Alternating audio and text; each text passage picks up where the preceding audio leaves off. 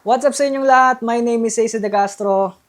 So yun na guys, kamusta naman kayo and kamusta naman ako? For today's video, we're going to do an unboxing and a quick review dito sa isang panibagong microphone na pinadala ni Fifine, which is the Fifine Ampligame AM8. Ito pa siya guys, naka-seal pa siya. This is the newer version nung Ampligame na nireview natin, yung Fifine Ampligame A8. Iba na yung kanyang build, iba na rin yung kanyang design, and iba na rin yung kanyang audio quality. So, in this video, unbox natin siya. Pakita ko sa inyo yung mga kailangan nyo makita, mga specs, mga features, yung overview niya, no, kumbaga. And itatry na rin natin siya para malaman natin if this is the microphone for you. This microphone is around 3,000 to 4,000 pesos, I think. Nasa mid-range category pa siya, no? Hindi siya sobrang mura and lalong hindi rin siya sobrang mahal. Dahil alam nyo naman, no, pagdating sa mga studio microphones, gaming microphones, medyo mahal talaga. No, kaya etong mga products ni Fifine is nasa mid-range budget lang talaga. So yun na nga guys, huwag natin ito pahabain pa. Without further ado, let's get started.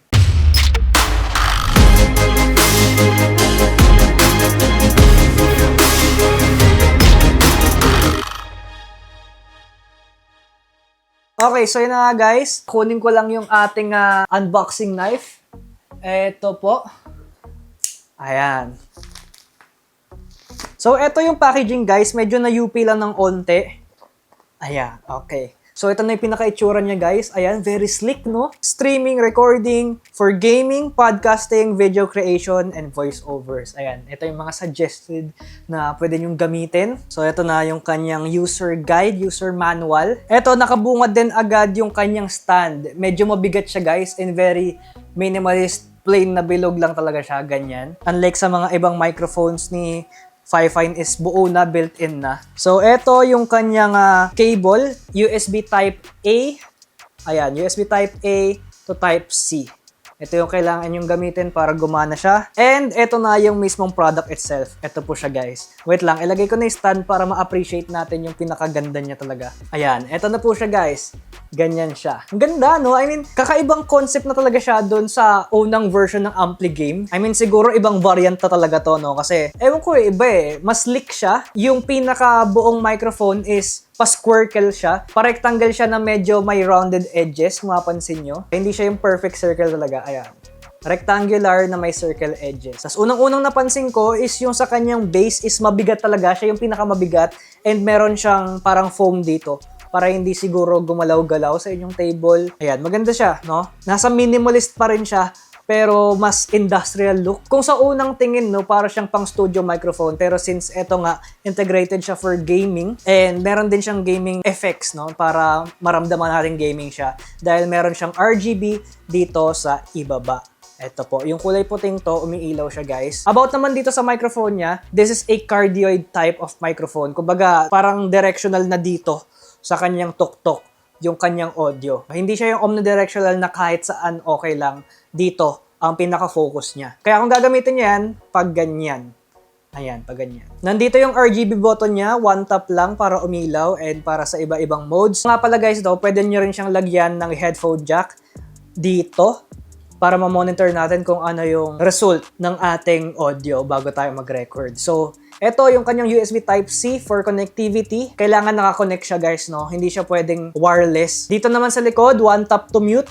Ito, tatap mo lang siya guys. Then nga pala guys, hindi lang USB Type-C ang pwede nyong i-connect dito. Pwede rin kayo mag-connect ng XLR na connector. Ito po siya, yung bilog. Para dun sa mga mixers for more professional na sound quality.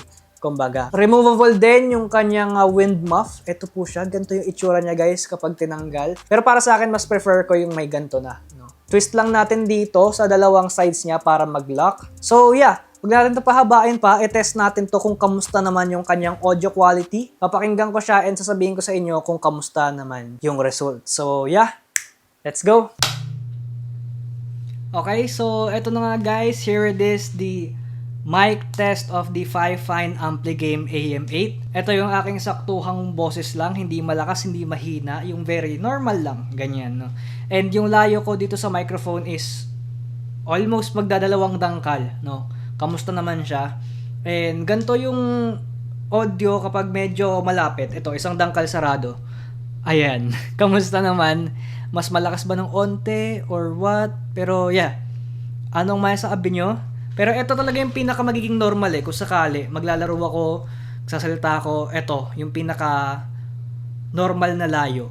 Ayan, kamusta naman ba? A, B, C, D, F, G, P, P, P, B, B, B. The quick brown fox jumps over the lazy dog.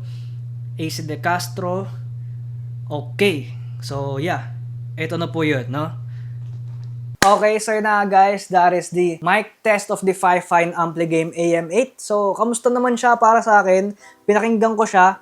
And, well, even though na malayo ako dito sa microphone na to, nakukuha pa rin naman yan ng maayos. Very crispy, may lalim din siya. Very low-key lang, no, kung titignan mo dun sa aking setup. Kasi color black lang siya. Alam mo yun, nagko-complement siya ng maayos talaga, no, kung minimalist setup yung meron ka. And ang maganda dito, yung kanyang mute button is nandito, isang buo siya. Like, isang ganun lang talaga okay na, namumute na niya agad. Very accurate tong mga gain knob tsaka volume knob. Hindi siya yung katulad ng mga ibang microphones na parang infinite. Hindi yung matan siya kung sagad na ba o hindi. At least ito, sang ganon.